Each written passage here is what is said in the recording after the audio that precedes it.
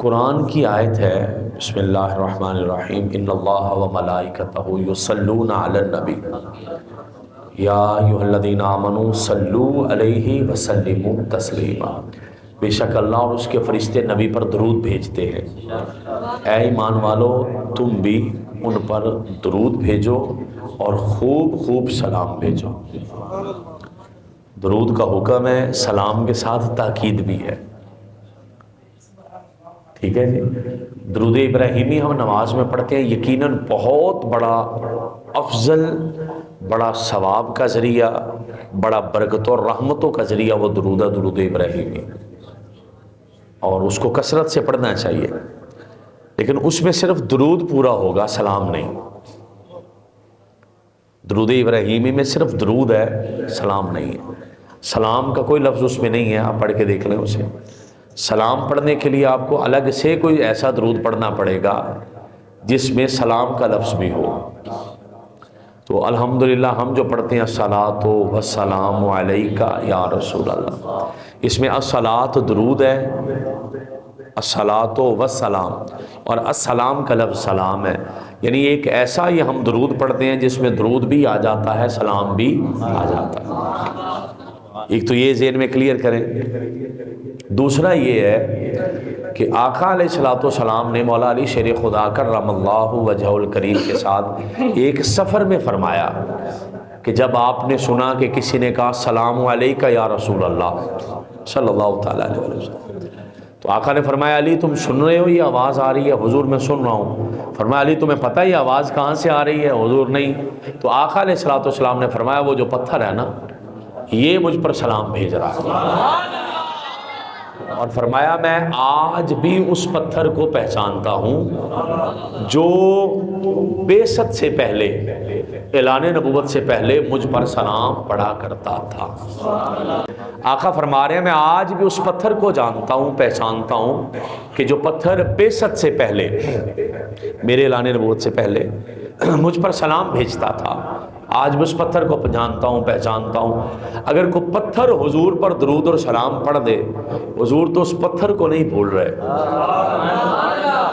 تو جو امتی آنکھیں بند کر کے، مدینے کا تصور کر کے، گنبد خضرا کا تصور کر کے، جالیوں کے سامنے جیسے بیٹھا ہوا ہے، اگر کوئی امتی سلام پڑھے گا جڑا پتھر نہیں بھولن ڈیا، امتی نو کینج بھولے گا؟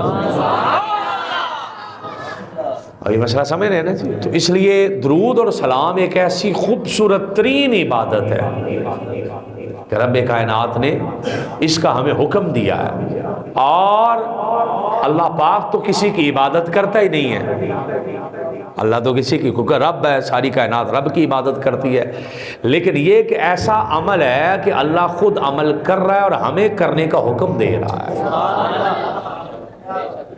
یہ عمل رب خود کرتا ہے اور اس کا ہمیں حکم دے رہا ہے۔ اور اچھا پھر اگلی چیز جو سمجھنے والی اور بھی ہے، بخاری شریف کے اندر حدیث موجود ہے، پوچھا گیا کہ یا رسول اللہ صلی اللہ تعالیٰ علیہ وسلم، حضرت ابو العالیہ سے مروی ہے، اللہ کیسے درود بھیجتا نبی پاک پر؟ اب یہ بات سمجھیے گا ذرا۔ تو اللہ پاک کا درود بھیجنے کا طریقہ یہ ہے کہ اللہ ایک فرشتوں کی محفل سجاتا ہے، یہ بخاری شریف میں موجود ہے۔ اللہ ایک فرشتوں کی محفل سجاتا ہے، اس محفل میں فرشتے سنتے ہیں، رب خود اپنے پیارے حبیب کی شان کو بیان فرماتا ہے۔ اگر اس کو آپ سادہ لفظوں میں اپنی زبان میں، اپنی اصطلاح میں کہہ لیں کہ اس محفل کا خطیب خود رب ہے اور سامعین فرشتے ہیں، جس میں کریم آقا کی شان کو بلند کیا جاتا ہے۔ وَرَفَعْنَا لَكَ ذِكْرَكَ، اللہ پاک ہر لمحہ اپنے حبیب کی شانوں کو بلند کرتا ہے۔ تو یہ خوش بخت لوگ ہوتے ہیں جنہیں اللہ چن کے مسجد میں لے آتا ہے، بلکہ وہ اس سے بھی بڑے خوش بخت ہیں جو خود بھی آتے ہیں اور ساتھ ایک بندہ بھی لے آتے ہیں کہ آجا تجھے ایک ایسی محفل میں لے کے جاؤں جو کہ روایتی محفل سے ہٹ کے محفل ہے، جس کا مقصد ہی حضور پر درود و سلام پڑھنا ہے۔ اور درود، حضرت امام زین العابدین سے پوچھا کہ سنی کی نشانی کیا ہے؟ حضرت امام زین العابدین سیدوں کے بھی سید ہیں، وہ ان سے پوچھا سنی کی نشانی کیا؟ کہنے لگے کثرت الصلاۃ علی النبی، جڑا بندہ موڑ موڑ سونے تے درود پڑھے نا، یہ مطلب ہے وہ پکا سنی ہے۔ یہ سنیوں کی نشانی ہے کثرت سے درود و سلام پڑھنا، اس لیے خود بھی اس میں تشریف لائیں آپ، آج جیسے آپ تشریف لائیں، اور پابندی کر لیں کہ ایک ایک بندہ بھی ساتھ لائیں اس محفل کو، ہمیشہ کے لیے آپ اہل علاقہ اس محفل میں تعاون کریں، اس محفل کو سجائیں، اس کی دعوت دوستوں کو دیں، دوستوں کو لے کر آئیں، بالخصوص نوجوانوں کو لے کر آئیں۔